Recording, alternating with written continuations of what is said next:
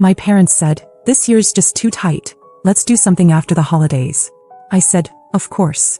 Then I saw my sister's post, her coworker's entire family, and their golden doodle, gathered around our childhood tree. I took a photo of the stack of personalized gifts my kids wrapped. Sent it with one line, "Donating tomorrow." 10 minutes later, my mom called 24 times. I ignored everyone. And knocked. What shocked me most wasn't the selfishness. It was how little they thought of us. How easy it was for my parents to pretend we didn't exist. Not just me but the kids. Their own grandchildren. It wasn't just neglect. It was deliberate. That's what hurt most. They didn't even hesitate.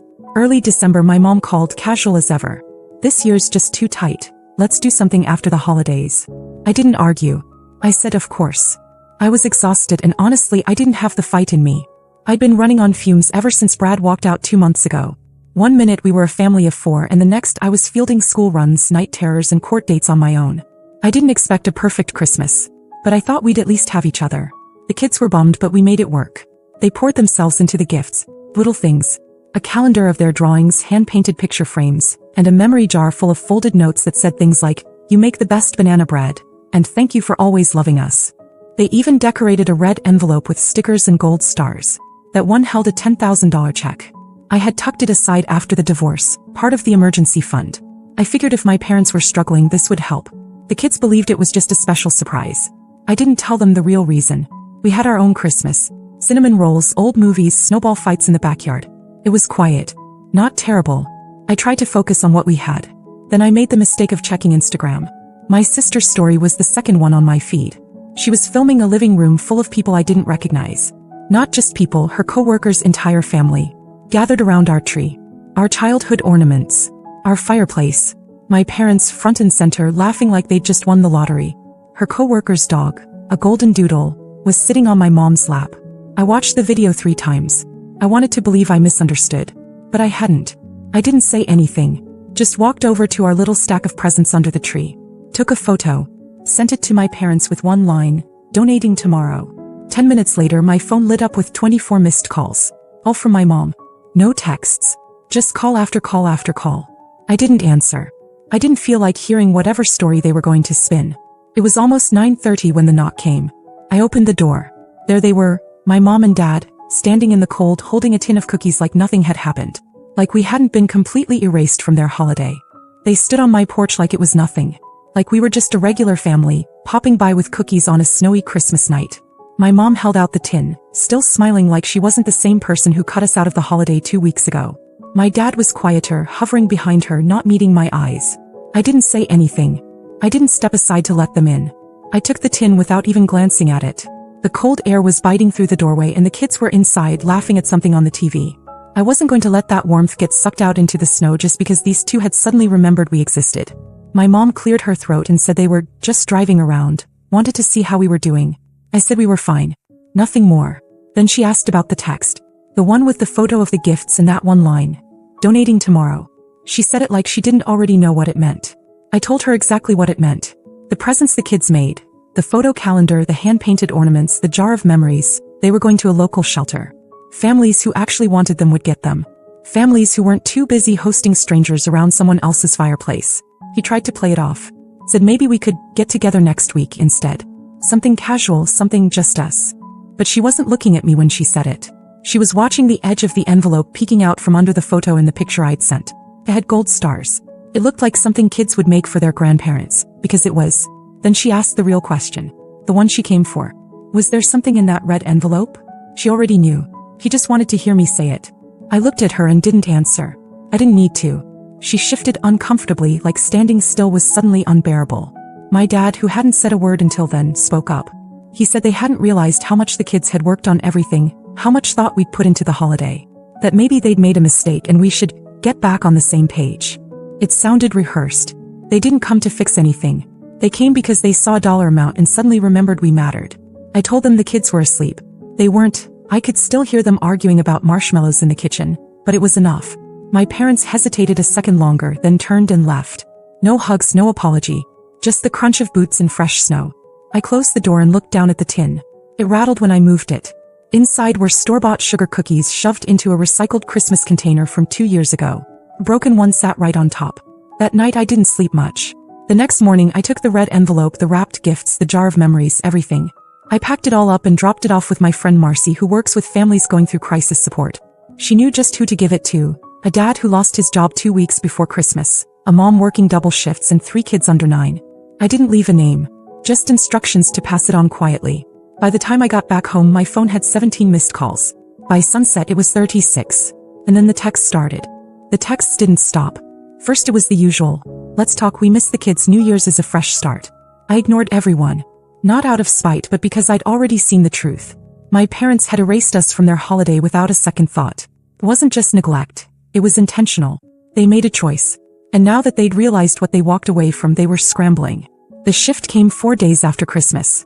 My mom messaged again: we'd love for you and the kids to come over for New Year's. Just us. Let's make it nice. No drama. Then she added, I'll make Ellie's favorite pie. That one made me pause. Ellie saw it too. She asked if we were going. Said maybe Grandma and Grandpa were just confused or busy, that maybe now they understood how much we missed them. Eli said he wanted to play with their old train set again. He even mentioned the fire pit out back and how Grandpa used to let them roast marshmallows, even when it was freezing. I should have shut it down. But I didn't. I told myself it was for the kids, that maybe they were trying in their own flawed way to fix what they broke. We showed up just after 5 on New Year's Eve. Snow was falling again, soft and steady. My parents' house looked warm, almost perfect. Lights glowing in the windows, music playing inside. They greeted us at the door like nothing had ever happened. My mom hugged the kids a little too long. My dad called me kiddo, like we were back in some alternate timeline where he hadn't stood on my porch days ago hoping to secure a mystery check. There were candles lit. A big roast on the table. Even my sister was there with her boyfriend Jake, who spent most of the evening asking the kids overly cheerful questions like he was reading from a script. Everyone was overly polite, smiling too hard, laughing too loud. It was like watching a dress rehearsal of a family that didn't actually know each other. Then after dinner, when the kids went to the den to play a board game, my mom disappeared into the kitchen and came back with something in her hand. The red envelope. Same one the kids had decorated. I knew every sticker on it, every marker smudge. I stared at it, then looked at her. She placed it carefully on the table between us. My dad sat down across from me, suddenly very interested in his hands. My sister leaned against the counter, arms crossed, not saying anything, but watching everything. My mom spoke softly. She said she just wanted to clarify something. That if the envelope was still in limbo, maybe it made sense to use it in a way that benefited everyone. She said they could put it toward home repairs.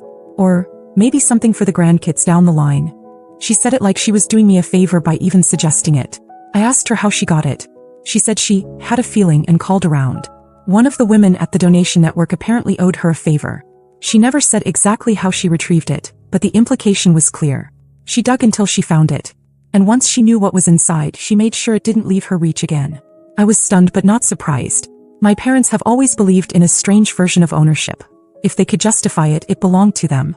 I told her the envelope wasn't theirs. She said I'd already chosen to give it away and we're your family too. Then my sister chimed in for the first time all night. She said if I'd already been willing to give that money to strangers, I could at least do the right thing and keep it in the family. I looked around the room. All that politeness, all that warmth, it had never been real. This was the reason they invited us. They were staging a reunion so they could corner me. I stood up and called for the kids. Ellie asked if we could stay just a little longer. Eli didn't want to leave until they finished their game. I told them no. My mom looked heartbroken, but it wasn't real. It was disappointment with the outcome, not with the situation.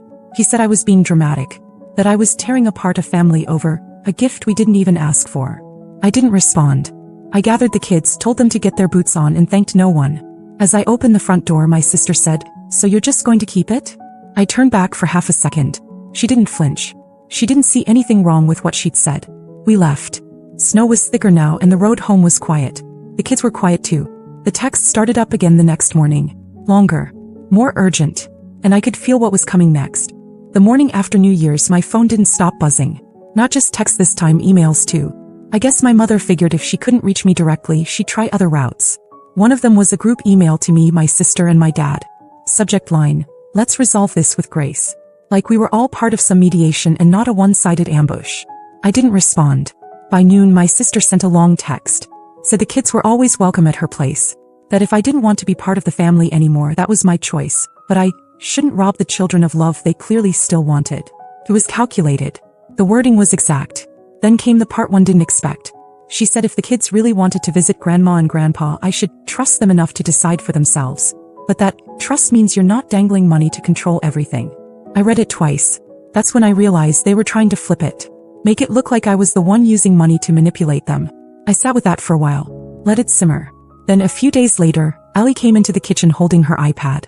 She'd been texting someone. I asked who and she hesitated. Said it was Aunt Rachel. I told her to hand it over. What I read made my stomach turn. My sister had been messaging Ellie directly, telling her grandma cried after we left, that she felt like she didn't matter anymore. That grown-ups make mistakes too, but that sometimes we need kids to remind them how to forgive. She even suggested Ellie call grandma without telling mommy, so it could be a special little secret between girls. I took the iPad and walked straight into the living room. I didn't yell. I sat Ellie and Eli down and told them the truth, that their grandmother and aunt were trying to use them to get something from me, that it had nothing to do with love, and that it was never okay for adults to ask kids to keep secrets from their parents. Ellie cried. Eli looked furious in that way only a 7-year-old can, silent, tight-jawed, confused. Broke something in both of them. I told them we were taking a break. From all of it, I blocked my sister's number. I sent one message to my parents. Do not contact my children again without going through me first. This is not a negotiation. An hour later, someone knocked on my door. It wasn't my parents. It was Jake, my sister's boyfriend. He looked uncomfortable. Said he came alone.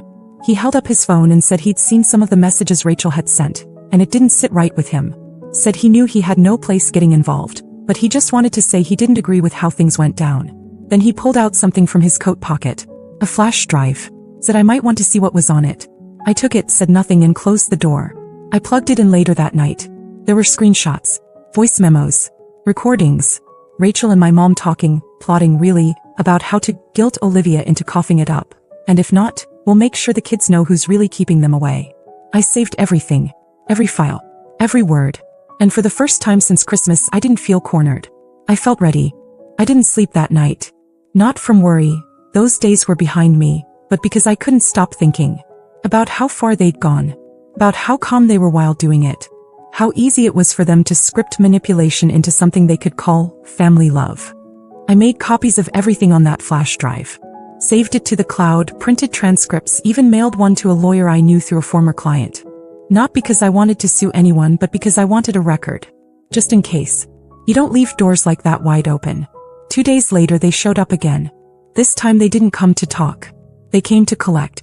My parents pulled up in the driveway around noon. I saw them from the kitchen window. They sat in the car for a while before getting out.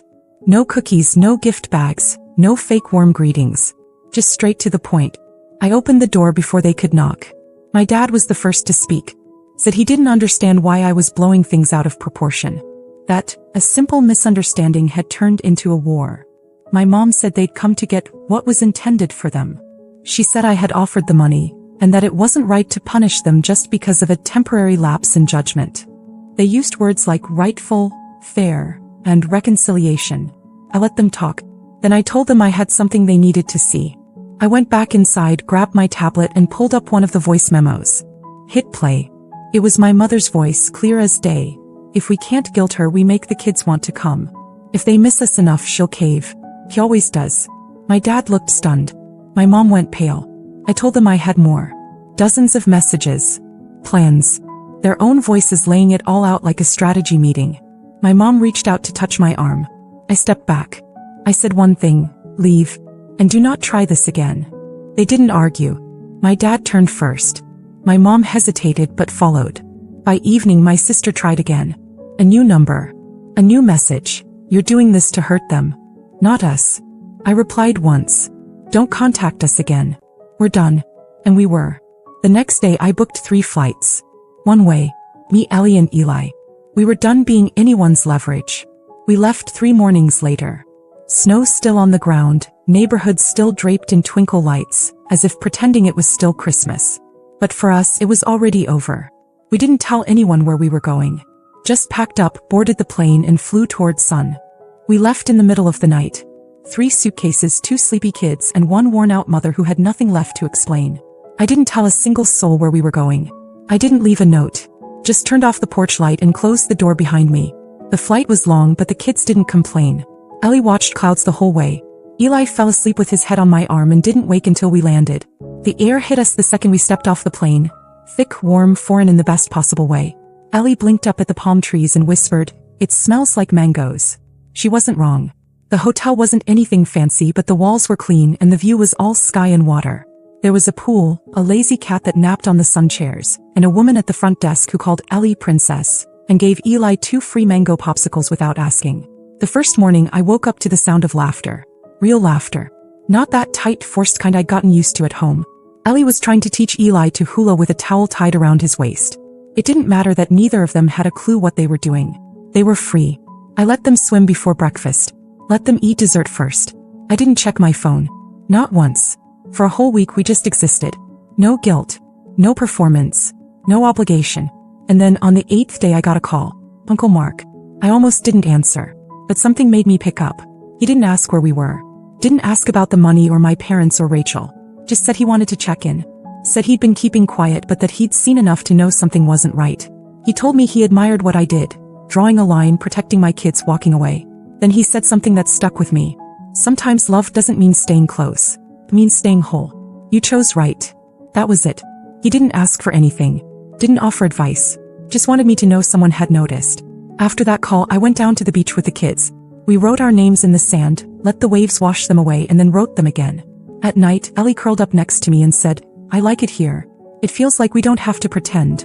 And I knew exactly what she meant. We stayed longer than planned. I let the days stretch out like a yawn. No schedule. No plan. I paid for everything from the same account that once held the envelope. I didn't feel guilty. That money was never meant to buy forgiveness. It was meant to bring peace. And it did. I haven't heard from my parents since. Not a single word. Not from Rachel either. I don't know if they've convinced themselves I'm the villain. I don't care. My kids are safe. They're laughing again. I'm sleeping through the night.